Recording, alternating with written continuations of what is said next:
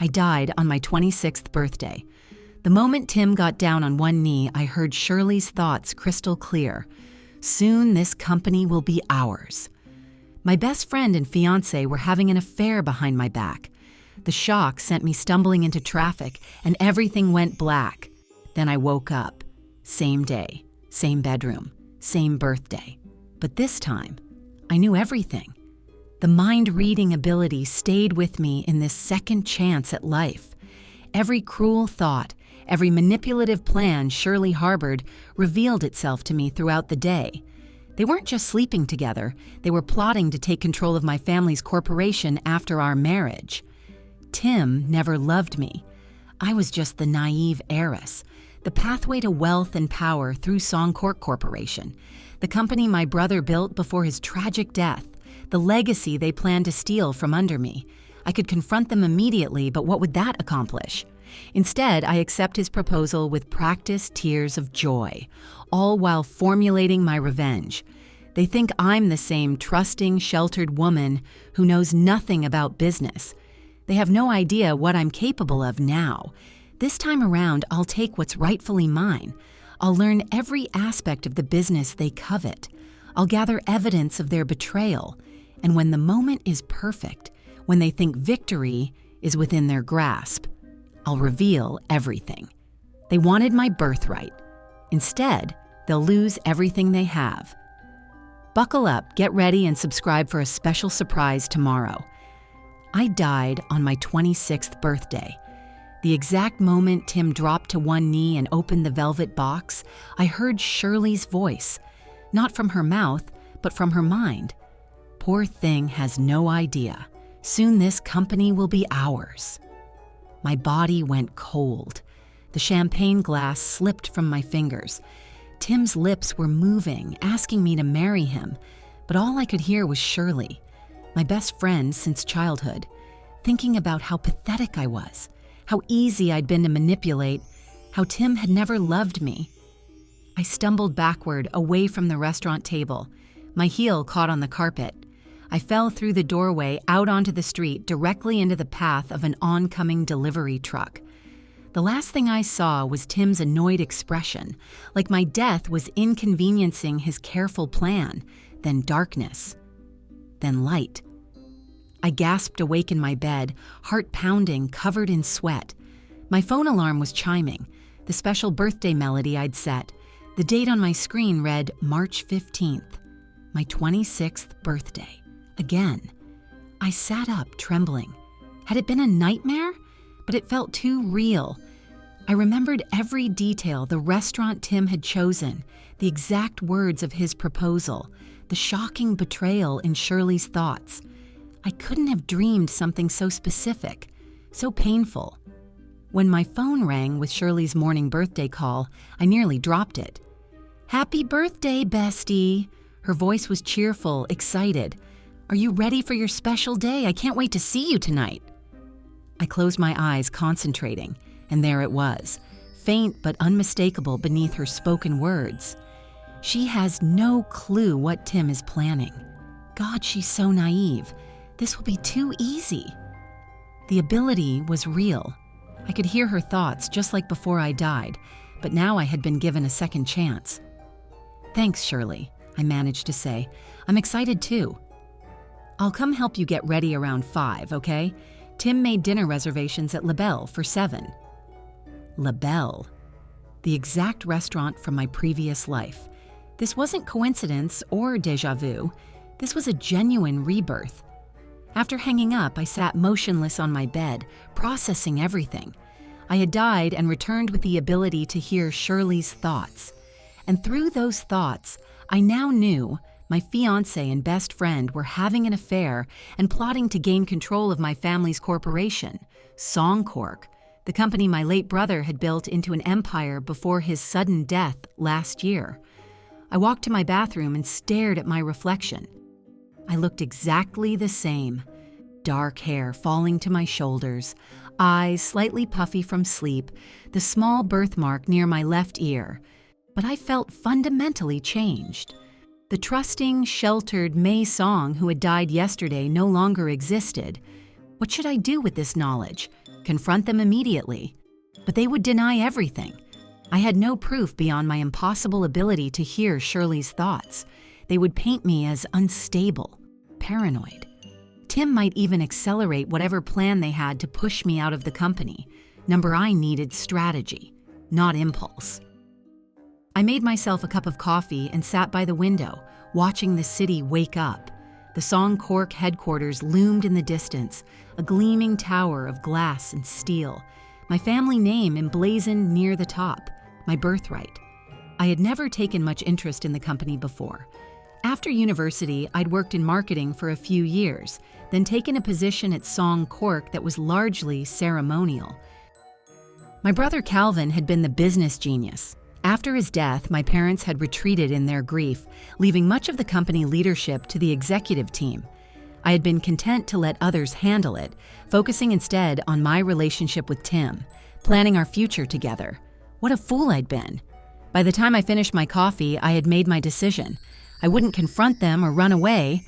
I would play along, accept the proposal, smile and celebrate. All while learning everything about the business they coveted, gathering evidence of their betrayal, and preparing for the perfect moment to strike. This time, I would be ready. This time, Tim and Shirley would learn exactly who they were dealing with. First, I needed to test the limits of my new ability. I called my assistant and arranged a last-minute birthday lunch with Shirley. Time to discover exactly how much my supposedly best friend had been hiding from me. Shirley arrived at the restaurant 15 minutes late, her designer purse swinging as she rushed to our table. Her smile was dazzling, practiced, the same smile I'd trusted for 20 years of friendship. "Sorry I'm late," she said, embracing me. "Traffic was horrible." Her mind told a different story. Had to take Tim's call. He is so stressed about tonight, keeps worrying she might somehow say no, as if... I kept my face neutral despite the knife twisting in my chest. "No problem, I ordered champagne." "On your birthday? I should be treating you." Shirley flagged down a waiter. "Cancel that. Bring us your finest bottle, please." As the waiter walked away, I studied my friend. She looked flawless as always. Honey blonde hair perfectly styled, makeup subtle but enhancing her green eyes. I'd always admired Shirley's confidence, her ability to command any room she entered. Now I realized I'd mistaken ruthlessness for strength. "So," she leaned forward, "excited about your birthday dinner tonight?" I took a careful sip of water. "Should I be?" Her eyebrows raised slightly. "Of course. I mean, it's your birthday." In her mind, does she suspect something? No, Tim has been so careful. I smiled, relieved my ability was working consistently. "Just teasing. I'm looking forward to it." Throughout lunch, I maintained an outward appearance of normalcy while silently absorbing every stray thought from Shirley's mind. Most were mundane. Judgments about other diners, satisfaction about her new shoes, mild annoyance at a work email, but occasionally, revelations about Tim slipped through. "Tim wants me to keep you shopping until at least 6:30 so he can finalize everything," she thought while suggesting we visit boutiques after lunch. "He's already had the ring for 3 months," flickered through her mind when I mentioned Tim's recent business trip. I declined shopping, citing a promised call with my parents. Shirley's disappointment was visible and audible in her thoughts. Great, Tim will be annoyed. He wanted her distracted. We parted with promises to meet at my apartment later. As I watched her walk away, I felt a strange detachment. The pain of betrayal remained, but it was different now. A cold, clarifying anger rather than the devastating shock that had literally killed me before. Back in my apartment, I prepared for the evening with mechanical precision. I chose the same dress I'd worn in my previous life, a silk emerald gown that Tim had once called tastefully expensive. I applied makeup carefully, creating the image of the oblivious, happy girlfriend. When Shirley arrived to help me get ready, her thoughts betrayed her every time she complimented me. "Your hair looks amazing," she said.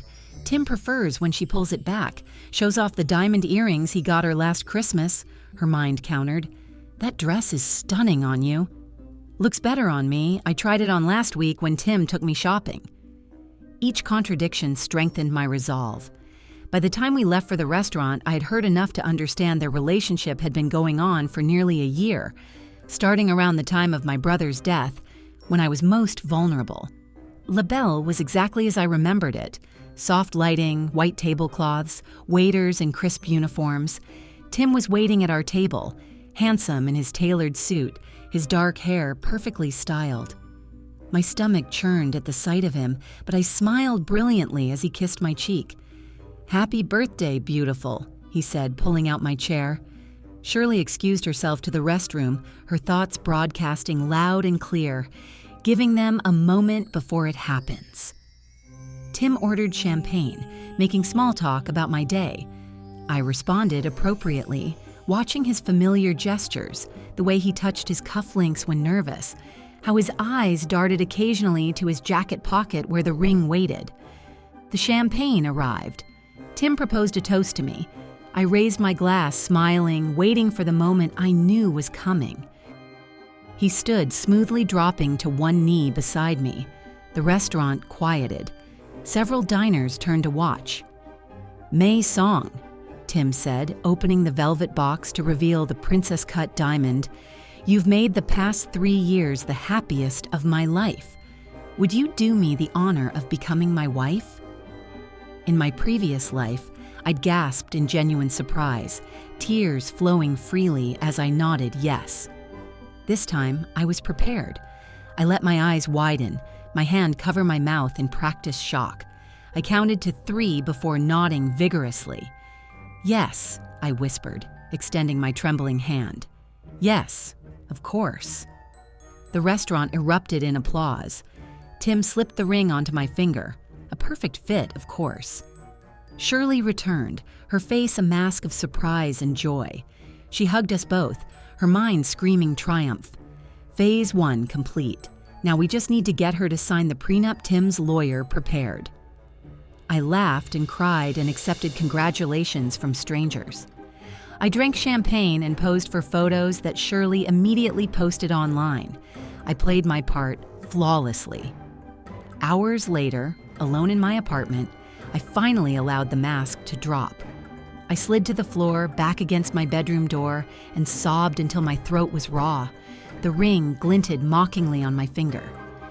The morning after my engagement, I stared at my reflection while twisting the diamond ring on my finger. My eyes were puffy from crying, but behind the redness, I saw something new: determination. It was time to take action. I called my parents and requested a family dinner, just the 3 of us. My mother sounded surprised. I rarely initiated family gatherings since Calvin's death, but agreed immediately. My parents had retreated from active management of Song Cork after my brother's accident. My father spent most days at their country house, painting landscapes he never showed anyone. My mother filled her time with charity committees, keeping busy enough to avoid grief. They had allowed the executive board, including Tim as chief financial officer, to run daily operations. I arrived at their downtown penthouse dressed in one of Calvin's old gifts, a tailored navy suit he'd insisted I keep for when you finally get serious about the business. My mother noticed immediately. "That's different for you," she remarked, her eyes lingering on my professional attire. I kissed her cheek. "I'm trying something new." My father emerged from his study, glasses perched on his nose. "Congratulations on your engagement, May." "Tim called us last night." Of course he had, always ensuring he appeared respectful, dutiful. Over dinner, I waited until we were halfway through the main course before speaking my mind. "I want to take an active role in Song Cork Corporation." My parents exchanged glances. "What brought this on?" my father asked carefully. "Calvin would have wanted it," I said, using the one argument they couldn't refute. "And with me marrying Tim, it makes sense for me to understand the business better." I saw hesitation in their eyes. They had always viewed me as their artistic child, interested in marketing and design rather than corporate strategy.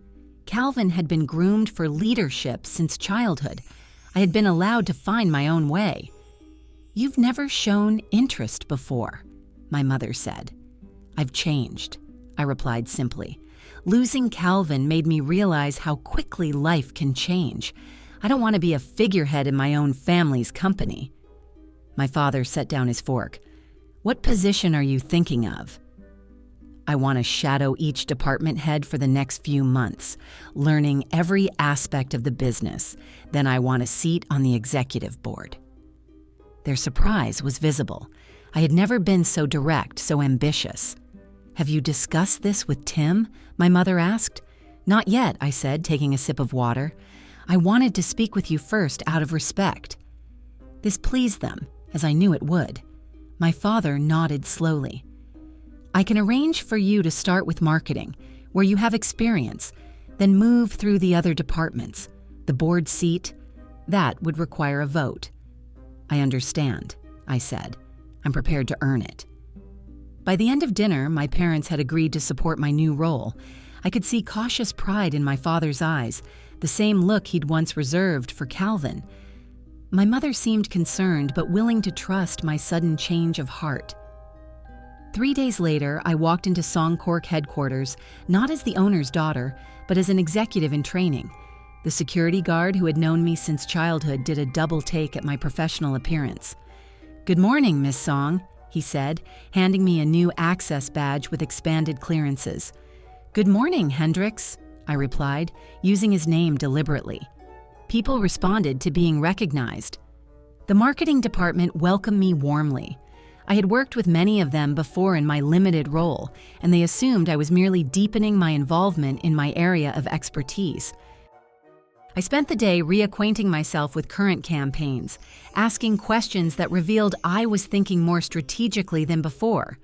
By lunchtime, I had already identified 3 inefficiencies in their approval process and suggested improvements. The department head, Jessica Liu, looked at me with new respect. "These are excellent observations," she said, "very much how your brother would have approached things." I smiled, taking the compliment for what it was. "I'll be in finance tomorrow. Any insights on working with that team?" Jessica hesitated. "They're very protective of their processes. Tim runs a tight ship there." "I'm sure he does," I said neutrally. The finance department proved more challenging, as expected.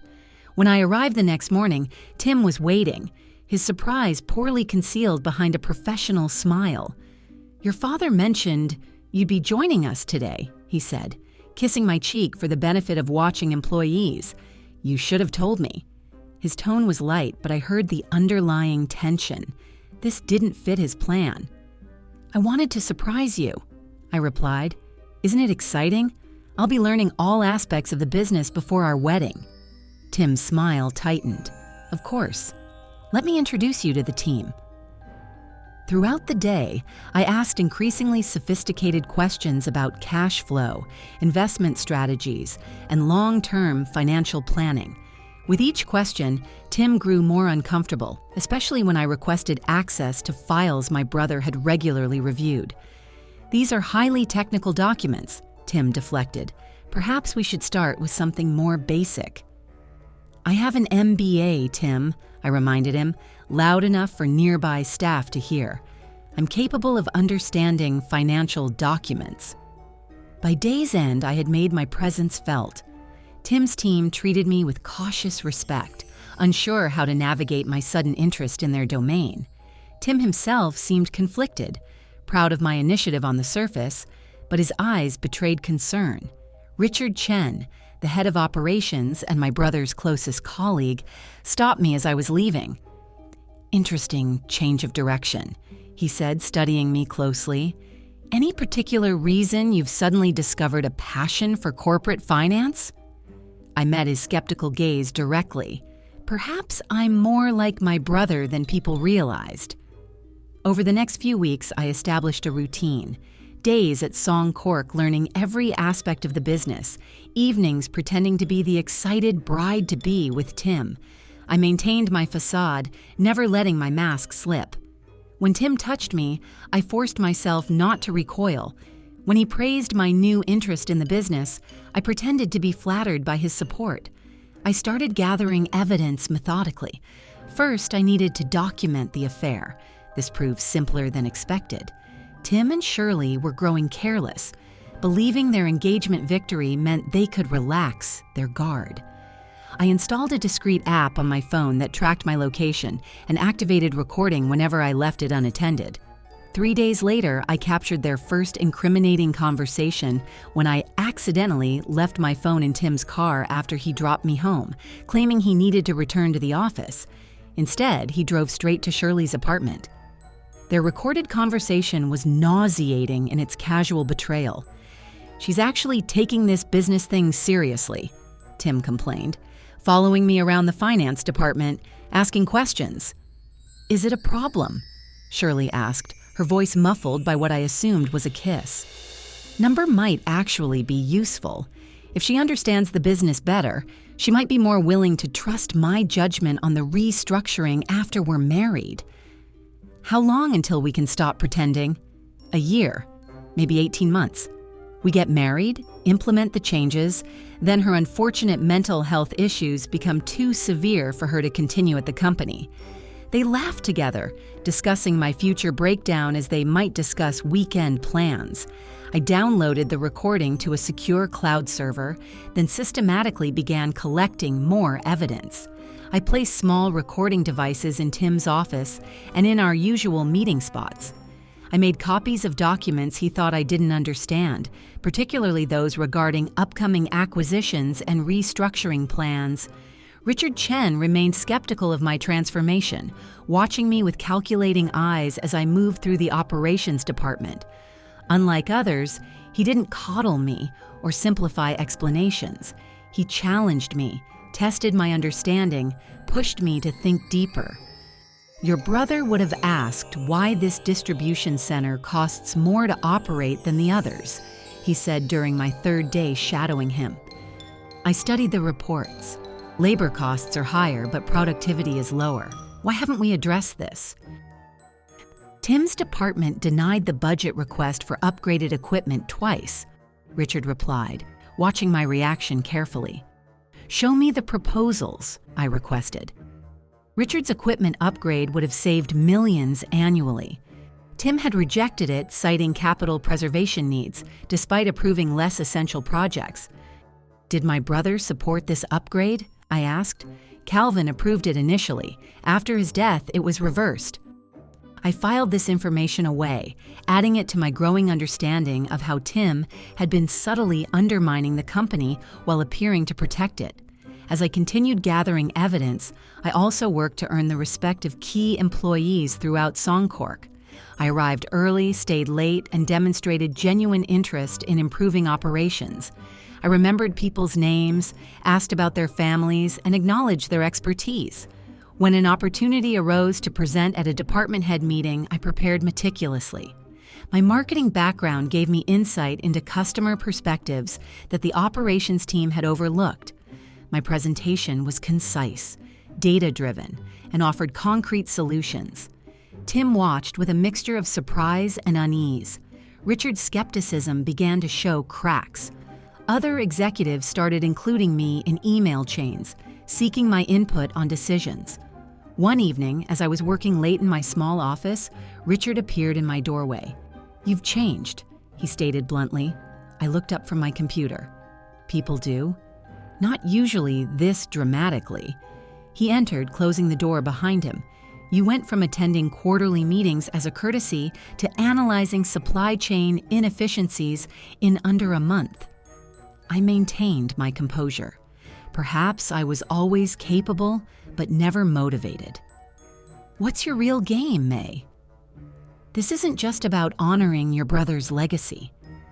For a moment, I considered confiding in him. Richard had been loyal to Calvin. He clearly distrusted Tim, but trusting anyone felt dangerous. "My father is considering a board position for me," I said instead. "I intend to earn it." Richard studied me, unconvinced. "Tim doesn't seem thrilled about your new interest in finance, doesn't he? He's been very supportive to my face." "To your face," Richard repeated, catching my implication. "Be careful, May. Corporate politics can be brutal." "I'm learning that," I replied, holding his gaze. Fortunately, I'm a quick study. After Richard left, I reviewed what I'd learned that week.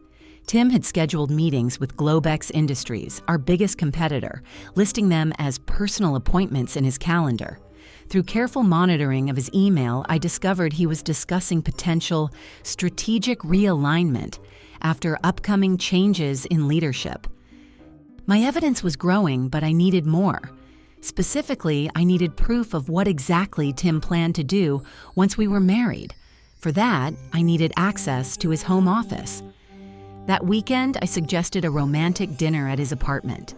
While he prepared the meal, I excused myself to freshen up and instead quickly photographed documents from his desk. Among them was a draft of a prenuptial agreement with concerning clauses about my mental fitness to manage corporate assets. The pieces were coming together. Now I just needed to find out how deep the conspiracy went. 2 months into my corporate education, I made a discovery that stopped my heart. While reviewing historical documents in the legal department, I found a sealed file labeled Executive Medical Contingencies, dated 3 weeks before my brother's fatal car accident. The file required executive authorization to access. I used my growing influence to convince the head of legal that I needed it for a special project approved by my father. Once alone with the document, I photographed every page before returning it. That night, I spread the photos across my dining table. The file contained detailed procedures for temporary leadership transition in case of medical emergency, drafted by our corporate counsel at Tim's request. Standard corporate procedure, except for a disturbing attachment, an assessment of my mental health history, including notes about grief counseling I'd sought after Calvin's death, carefully worded to suggest potential instability. Why was this created before Calvin died? The dates couldn't be coincidental. I called my brother's former assistant, now working in another department. Kim, did Calvin have any unusual meetings with Tim before the accident? She hesitated. They argued about something. Calvin canceled his appointments afterward and left early. That was the day before. I thanked her and hung up, my mind racing. The next morning, I waited until Tim was in a budget meeting, then accessed his calendar archives using the admin permissions I'd gradually acquired. There it was, a meeting with Calvin, followed by another with a doctor from an institution called Lakeside Wellness Center. A quick search revealed Lakeside specialized in long-term care for wealthy patients with psychiatric disorders. I felt physically ill. The pieces aligned with horrifying clarity. Tim had been planning something involving my brother and a psychiatric facility. Then Calvin died suddenly in a car accident, leaving me, the less business-savvy sibling, as the remaining heir. Now Tim was engaged to me with similar documentation about my mental health already prepared. I needed more evidence connecting Tim directly to Calvin's death, but I also needed to understand how far his plan extended into the company. That afternoon, I scheduled a meeting with Richard under the pretense of discussing international operations. I need to ask you something in complete confidence, I said after closing his office door. Richard's expression turned serious. Go ahead. What exactly happened the day before my brother's accident? His eyes widened slightly.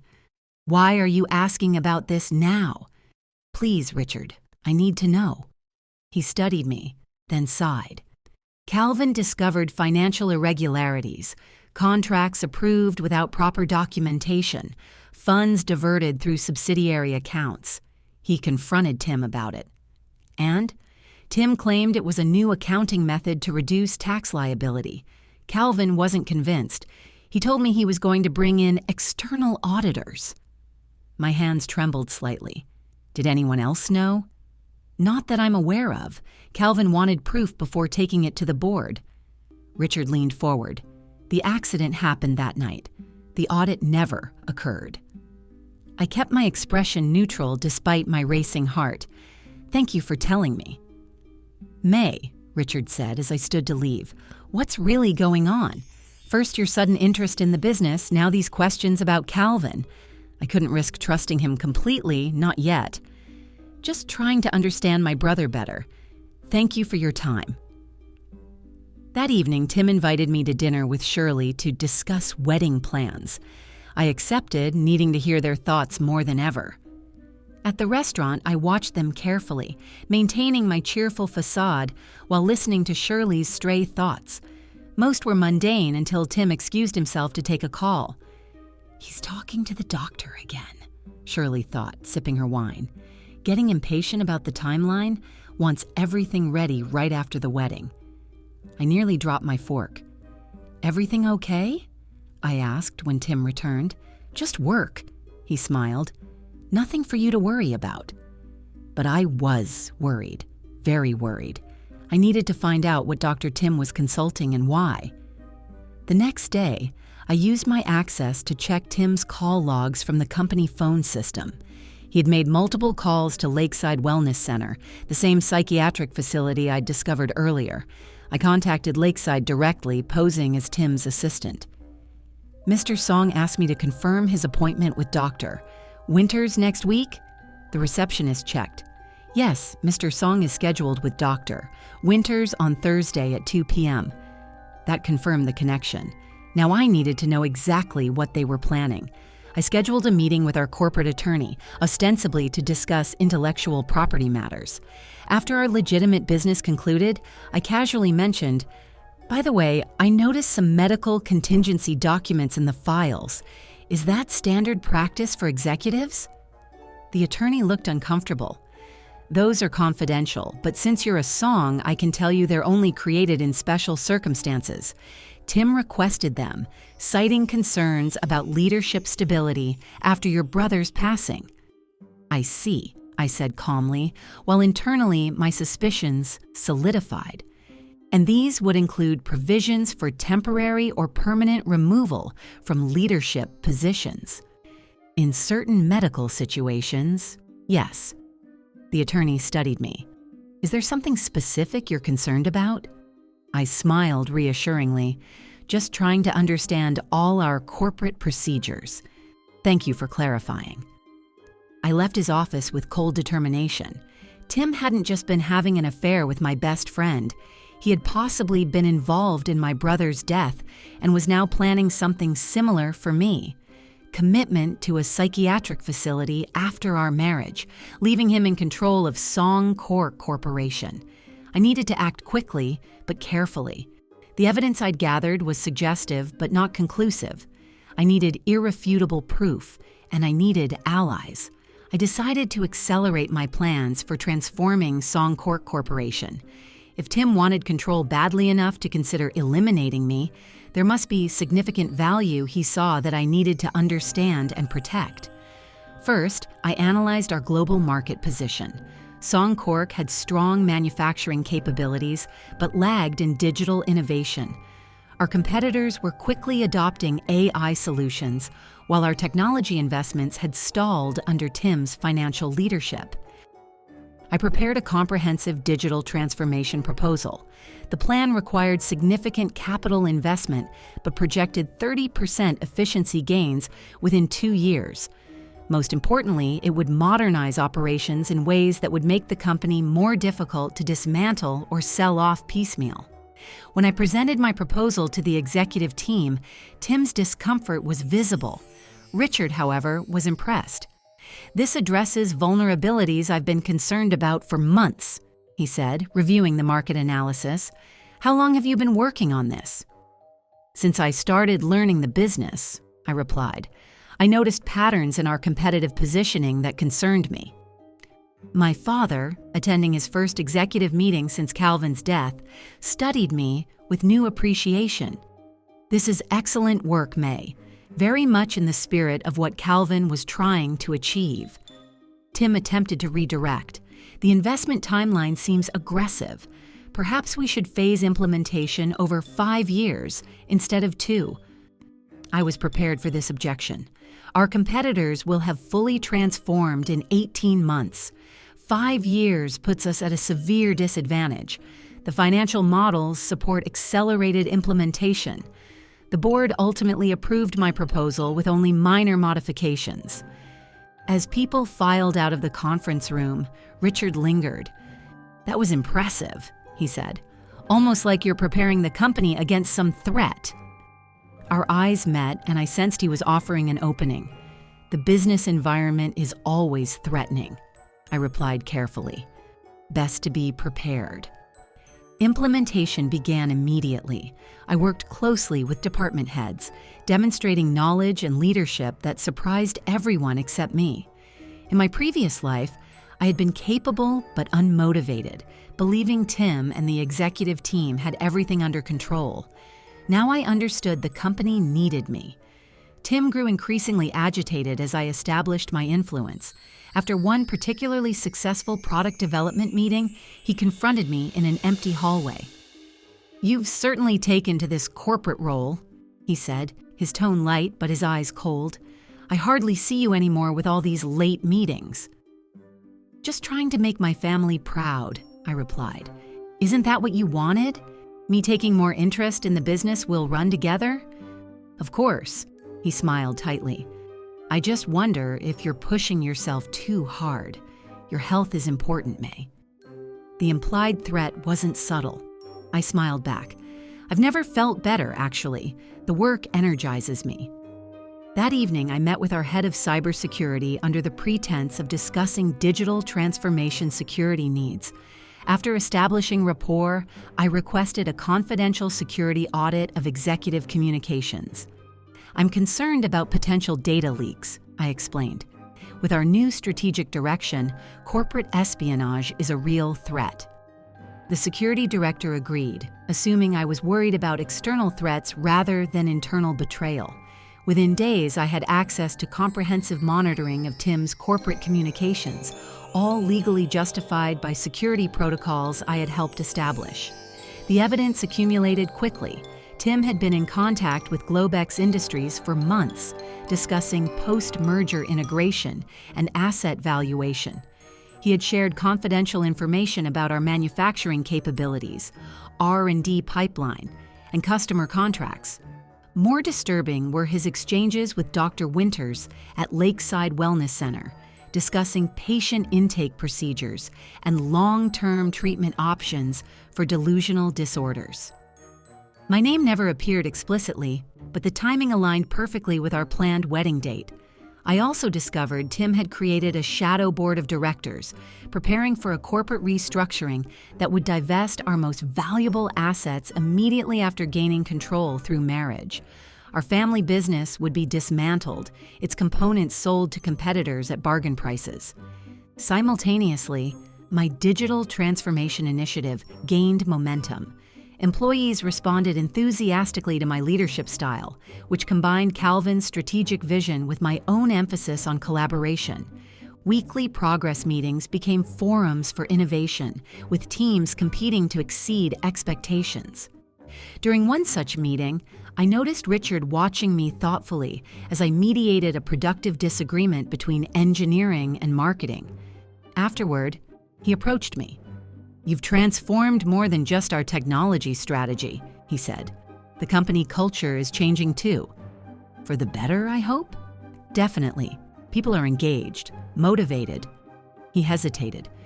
"It reminds me of how things were under Calvin's leadership before." "Before what?" I prompted. Richard lowered his voice. "Before Tim started pushing his own agenda. Calvin saw it happening. That's what they argued about." This confirmation strengthened my resolve. "Richard, I may need your help with something important soon. Can I trust you?" He studied me for a long moment. "Calvin trusted me with his life. You can too." As my corporate influence grew, so did Shirley's anxiety. Through my ability to hear her thoughts, I caught fragments of worry during our increasingly rare social interactions. "Tim says she's becoming a problem," she thought during one wedding planning lunch. "The board likes her initiatives too much. We might need to accelerate our timeline." I maintained my cheerful bride persona, discussing flower arrangements while internally cataloging every revealing thought. My evidence against them was nearly complete. Now I needed to prepare my countermove, ensuring that when I struck, the victory would be absolute. With my growing corporate influence firmly established, I found myself facing an unexpected complication: genuine feelings for Richard Chen. What had begun as a strategic alliance was evolving into something more complex. His integrity, intelligence, and unwavering loyalty to my brother's vision drew me to him in ways I hadn't anticipated. During a late-night strategy session preparing for an upcoming board meeting, Richard brought dinner to my office. As we reviewed presentation materials, our conversation drifted to more personal topics. "You never talked about your brother much before," Richard observed. "Now you mention him frequently." I set down my chopsticks. Losing him changed me. It took time to process. "Calvin worried about you," Richard said. "He thought Tim wasn't right for you, but didn't want to interfere." This revelation stunned me. He never said anything. He was planning to, after resolving the financial irregularities. Richard's expression darkened. Then the accident happened. I struggled to maintain composure. "Do you think Tim was involved in Calvin's death?" Richard carefully closed my office door before answering. "I've wondered. The timing was suspicious. Calvin finds financial inconsistencies, confronts Tim, then dies in a single-vehicle accident the next day. Was there an investigation?" "The police ruled it an accident. No evidence of foul play, but Calvin was an excellent driver, and the conditions weren't hazardous." We sat in heavy silence, the implications hanging between us. "Why are you telling me this now?" I finally asked. Richard met my gaze directly. "Because I see Calvin in you now, the same strategic thinking, the same commitment to protecting Song Cork, and I'm concerned about your safety." His concern touched me deeply. For months, I'd been navigating this dangerous game alone, unable to confide in anyone. The prospect of having an ally, someone who understood the stakes, was profoundly appealing. But trusting Richard meant risking everything. If my instincts were wrong, my entire plan could collapse. "Thank you for your concern," I said carefully. "I appreciate your loyalty to Calvin's memory." Richard looked disappointed by my measured response, but didn't press further. The next morning, I visited Calvin's memorial at the family estate. The small garden overlooking the city had been his favorite thinking spot. His ashes rested beneath a simple stone marker engraved with his name and the family motto, "Honor in all things." I sat beside the marker, touching the cool stone. "I miss you," I whispered. "I'm trying to protect what you built, but I'm not sure I'm doing it right." The quiet garden offered no answers, but sitting there brought clarity. My revenge couldn't be just about punishing Tim and Shirley. It needed to honor Calvin by preserving his legacy and vision for Song Cork. I also realized I needed to decide about Richard. My growing feelings complicated my plan, but potentially offered strength I desperately needed. That evening, I reviewed my evidence against him. His meetings with psychiatric professionals, the financial irregularities, the communications with competitors, all suggested a comprehensive conspiracy to take control of Song Cork and dismantle it for profit.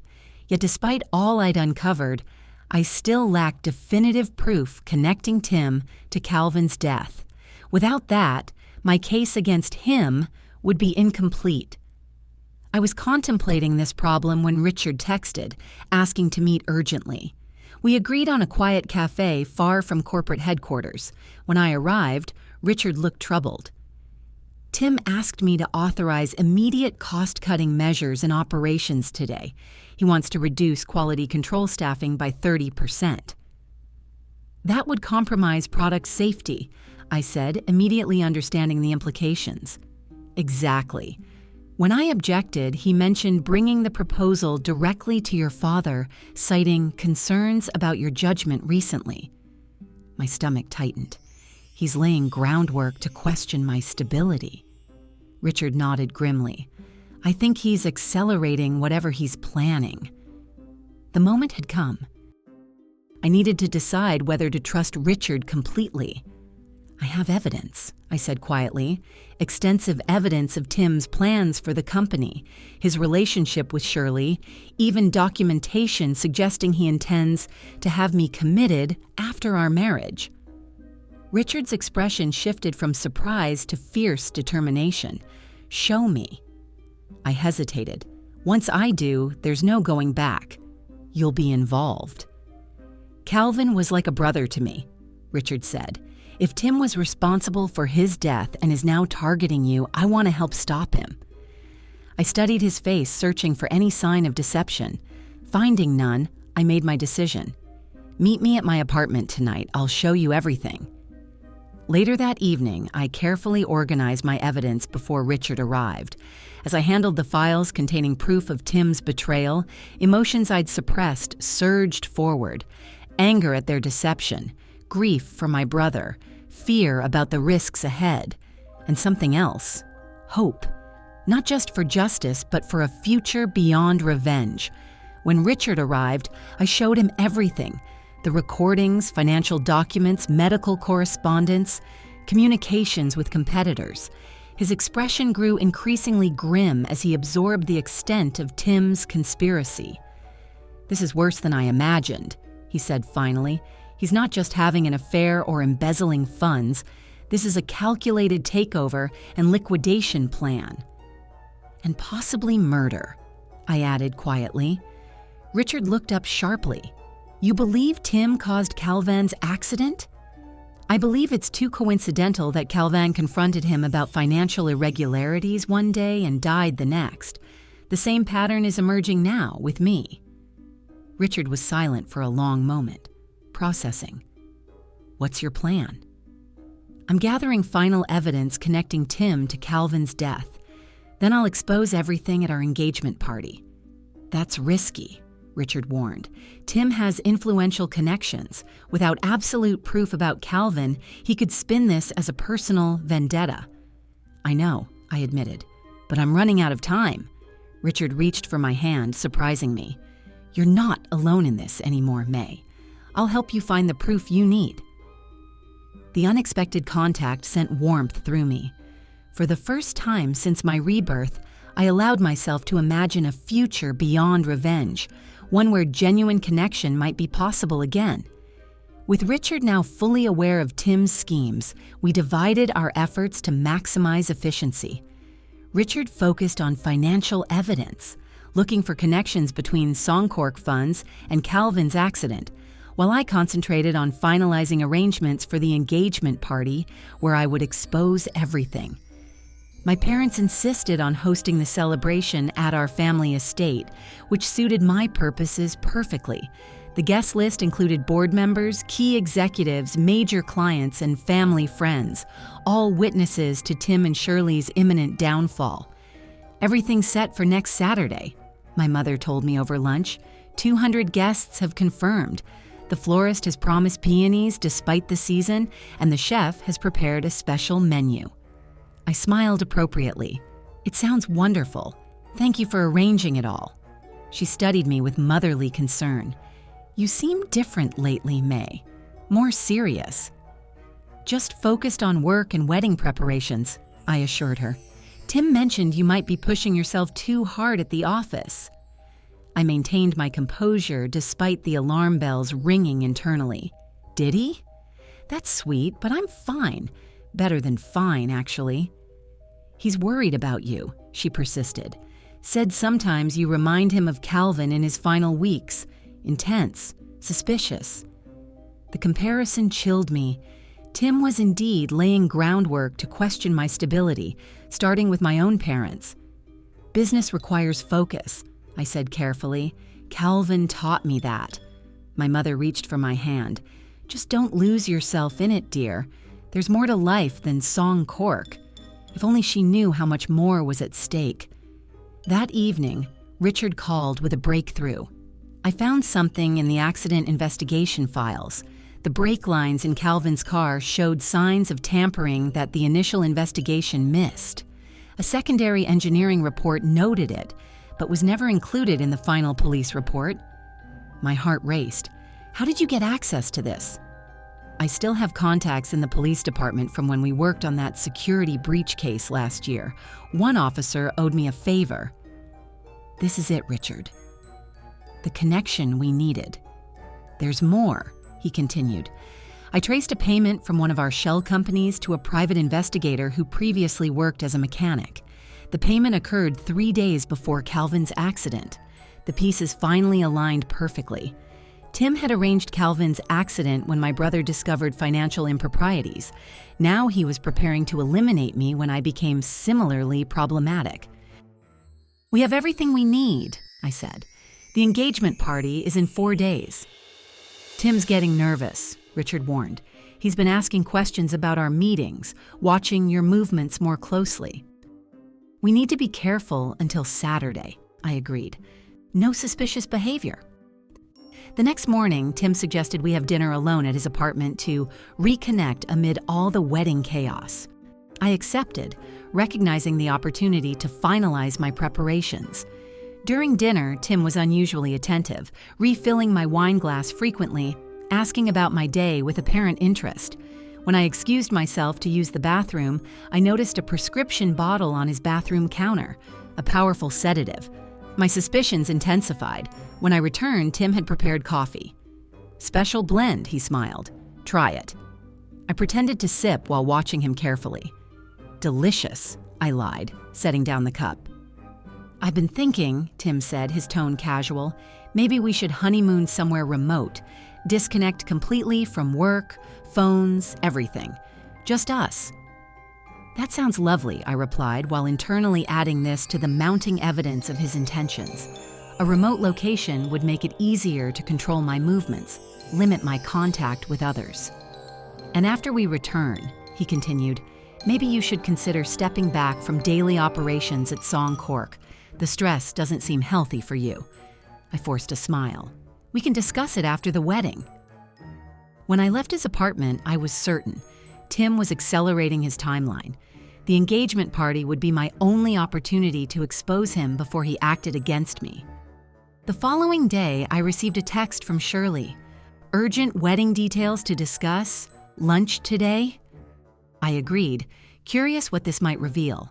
At the restaurant, Shirley seemed agitated, her thoughts jumbled and anxious. Tim thinks you're becoming unstable, she blurted after ordering. He's concerned about your behavior at work. Really? I maintained a puzzled expression.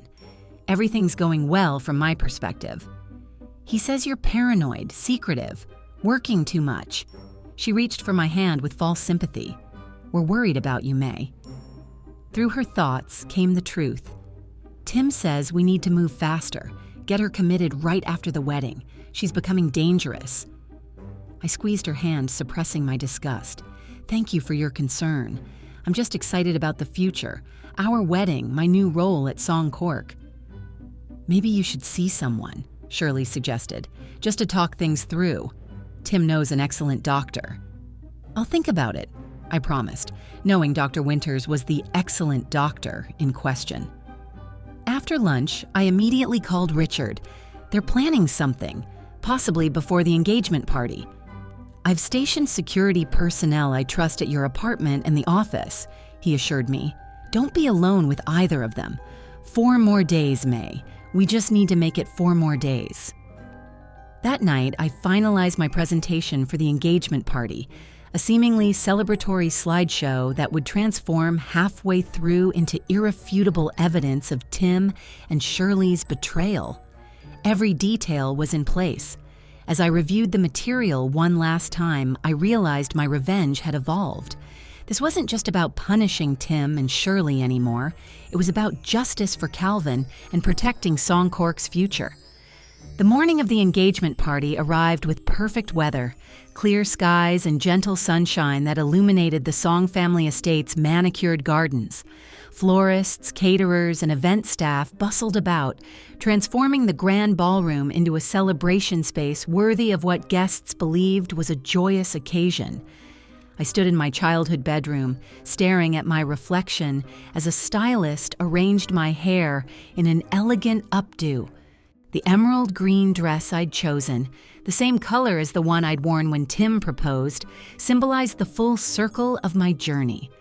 My mother entered, already dressed in a silver gown, her eyes misting at the sight of me. "You look beautiful, May." "Thank you," I replied, my calm exterior betraying nothing of the storm within. "Tim has arrived early," she mentioned. "He's asking to see you before the guests arrive. Something about a surprise." I maintained my composure. "Tell him I'm almost ready. I'll meet him in the garden pavilion in 15 minutes. After my mother left, I texted Richard. "Tim here early, wants private meeting. Garden pavilion, 15 minutes. His response was immediate. "On my way, don't go alone." I finished my preparations, securing a small recording device in my clutch alongside a USB drive containing all the evidence I'd gathered. Today, everything would be revealed, but I needed to be cautious until the moment was right. When I descended the grand staircase, Richard was waiting in the foyer, looking distinguished in a tailored suit. Our eyes met with shared understanding. "You look stunning," he said, offering his arm. "Shall we face the serpent together?" We found Tim in the garden pavilion, holding a small gift box. His expression darkened momentarily when he saw Richard accompanying me, but he quickly recovered his charming facade. "I was hoping for a private moment," Tim said smoothly. "Richard is helping me with last-minute details," I explained. "What's this surprise?" Tim handed me the box. "A small engagement gift. I thought you might want to wear it tonight." Inside was an elegant diamond bracelet, undoubtedly expensive but somehow cold in its perfection, like Tim himself. "It's beautiful," I said, slipping it on my wrist. "Thank you." "There's something else," Tim continued, glancing pointedly at Richard. "Something private to discuss." "Richard can stay," I insisted. "What is it?" Tim's smile tightened. "I've been speaking with your parents about your recent behavior, the intensity, the long hours, the suspicious nature. They agree you might benefit from some professional help after our wedding." So he was making his move already before the party even began. I fought to maintain my composed expression. "Professional help?" I echoed. "Just someone to talk to," Tim said soothingly. "Dr. Winters has an excellent reputation for helping people manage stress and anxiety." "Interesting timing," Richard interjected. "May seems perfectly well to me. In fact, her leadership at Song Cork has been exceptional recently." Tim's eyes hardened. "With all due respect, Richard, this is a family matter." "And Song Cork is a family company," I reminded him. "One that my brother built and died protecting." Tim stiffened at the mention of Calvin. "What exactly does that mean?" Before I could respond, my mother appeared at the pavilion entrance. "Guests are arriving, darlings. Time to come inside." "We'll continue this discussion later," Tim said, offering his arm to escort me inside. I took it, the diamond bracelet heavy on my wrist like a shackle, but not for much longer. The ballroom filled quickly with guests in formal attire. Board members, executives, business partners, and social connections all gathered to celebrate what they believed was a perfect match. If only they knew the truth, waiting to be revealed. Tim and I stood greeting guests, accepting congratulations with practiced smiles. Shirley arrived wearing a dress that nearly matched the color of mine. No coincidence, I was certain, and hugged me with false enthusiasm. "Everything is perfect," she gushed, her thoughts betraying her. "Soon this will all be over. Poor May has no idea what's waiting for her after the honeymoon." I smiled back. Yes, everything is falling into place exactly as it should. After the cocktail hour, guests were seated for dinner. My father rose to give a welcome speech, praising Tim's contributions to Song Cork and expressing joy at our engagement. I watched my parents, wondering how they would react to what was coming. Would they believe me? Stand by me? When my father finished, Tim stood to speak. This was not part of the planned program, and I tensed, wondering if he had somehow discovered my intentions. "Thank you all for coming to celebrate our engagement," Tim began, his voice carrying confidently across the room. Many of you have watched May grow from a creative young woman into the remarkable person she is today. Recently, she's shown increasing interest in song cork operations, which makes me proud." He paused, his expression shifting subtly.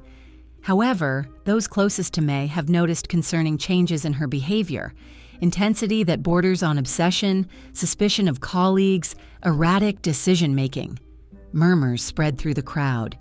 Tim was making his move in front of everyone, attempting to undermine me publicly before I could expose him. "While I admire her dedication," Tim continued, "I fear it comes at a cost to her well-being. After our wedding, May has agreed to step back from daily operations and focus on her health." The lie hung in the air. I had agreed to no such thing. Richard caught my eye from across the room, a question in his gaze. Was it time? Yes, it was time. I stood, interrupting Tim mid-sentence. "Thank you for your concern, darling," I said, my voice steady. "But before we discuss my future role at Songcork, I've prepared a special presentation celebrating our journey together." I nodded to Richard, who activated the projector system we had secretly installed that morning. The lights dimmed, and the first slide appeared, a photograph of Tim and me at a company event from 3 years ago when we first started dating. "This marks the beginning of our story," I said, moving toward the front of the room. "But every story has chapters the public doesn't see." The slideshow continued, initially showing happy moments between us. Then, precisely as planned, it transitioned to evidence. Photographs of Tim and Shirley together, time-stamped emails discussing their relationship, recordings of their conversations about using me to gain control of Songcork. Tim lunged for the projector controls, but Richard blocked his path. Shirley sat frozen, her face draining of color as her own voice played through the speakers, discussing plans for my treatment after the wedding. "What is this?" my father demanded, rising from his seat.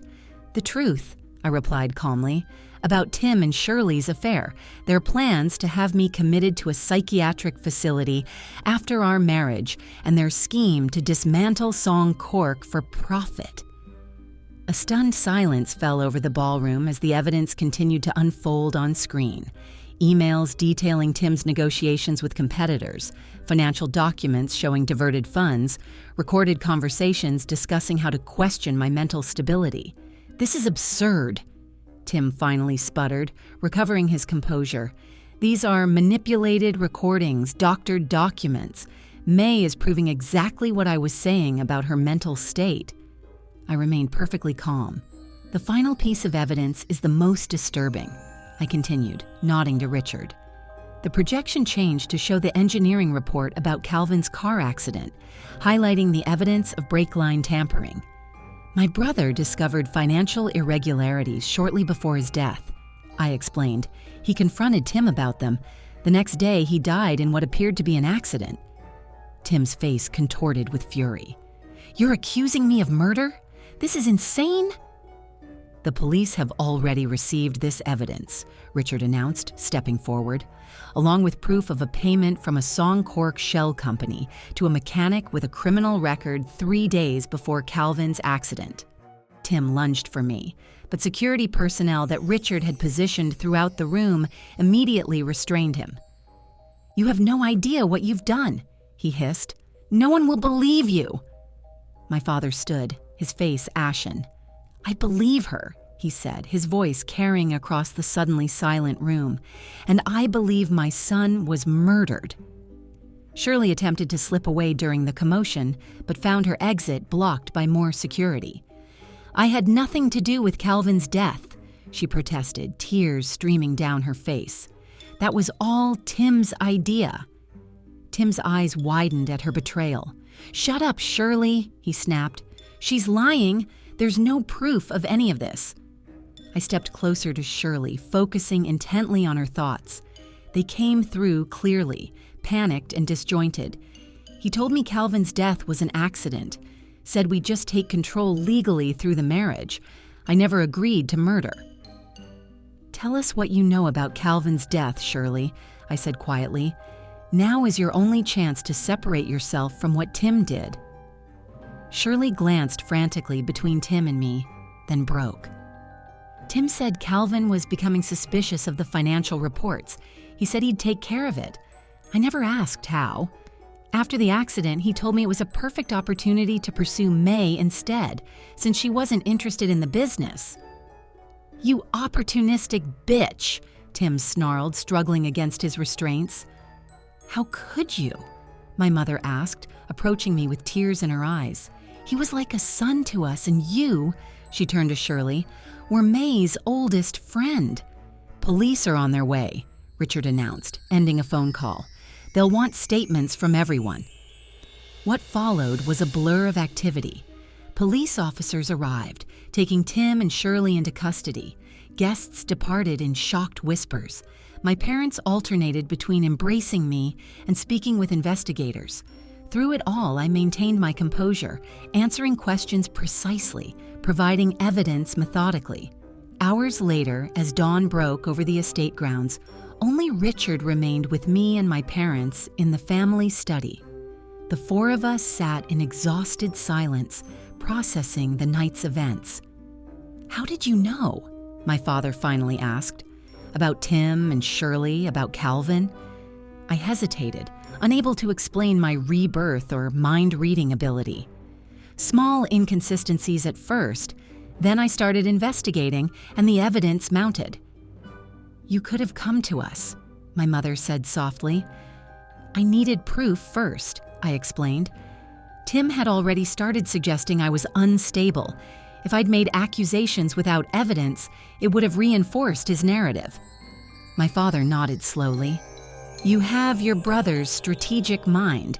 He would be proud of you." "What happens now?" my mother asked, looking around at our small family, diminished by betrayal. "Song Cork needs leadership," my father said, looking at me intently. "The board will want stability after this scandal." "I'm ready," I replied simply. 6 months later, I stood at the window of the CEO office, Calvin's former office, now mine,